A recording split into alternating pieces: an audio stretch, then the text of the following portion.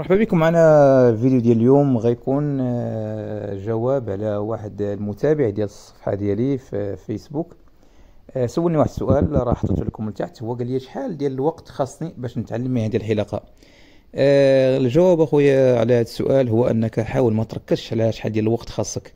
حاول اخويا تركز على التدريب المستمر. يعني حاول تدريب، وحاول تبدا بالاساسيات ديال الحلقه. يعني حاول كيفاش تشد الطريقه، يعني تعرف الطريقه كيفاش تشد المقص كامل مع المقص. الطريقه كيفاش تتعامل مع الموز ديال الحلقه، مع المشطه، مع الطوندوز. هادو هما الاساسيات اللي خصك تحاول تبازي عليهم في المدرسه، في المدرسه ديال الحلاقه. حيت المهنه ديال الحلاقه كتحتاج وقت، و باش الواحد يتقنها يعني من الافضل الابداء بالاساسيات ديال الحلقه، بحال التقنيات الصحية والتعامل مع الأدوات ومع الوقت. ومع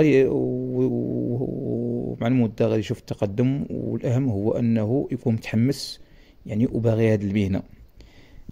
دابا ملي كتكون في المدرسة، ملي كتشوف، ملي كتعلم حق هاد الأساسيات ديال الحلاقة، ملي كتمشي عاوتاني كتدخل الصالون، يعني تما فاش كتشد التجربة، وتما فاش كتطور راسك. يعني كيجي عندك كليان، يعني كل واحد كيطلب لك واحد الموضوع ديال الحسانه. كاين اللي باغي ديكرادي، كاين اللي باغي يخدم غير بمشطه ومقص. يعني انت ما يمكنش غتفرض غير التحسينه ديالك اللي كتعرف. مثلا دابا اللي جا كيقول لك دير لي ديكرادي ديكرادي، يعني ماشي كلشي غيقول لك دير لي ديكرادي.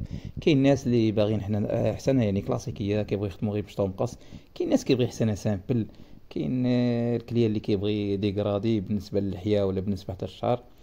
المهم يعني الانسان يحاول كما قلت يبدا بالاساسيات وينسى شحال ديال الوقت خاصني. حيت اذا بقيتي كتفكر في الوقت، صراحه ما غاديش تطور راسك. المهنه ديال الحلاقه كتبغي الصبر، ومن الاخطاء ديال الانسان، ومن الاخطاء عاوتاني الانسان كيتعلم. وهذا ما كان.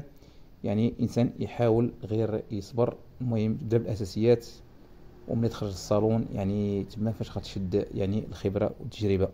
هذا ما كان. شكرا على المتابعه.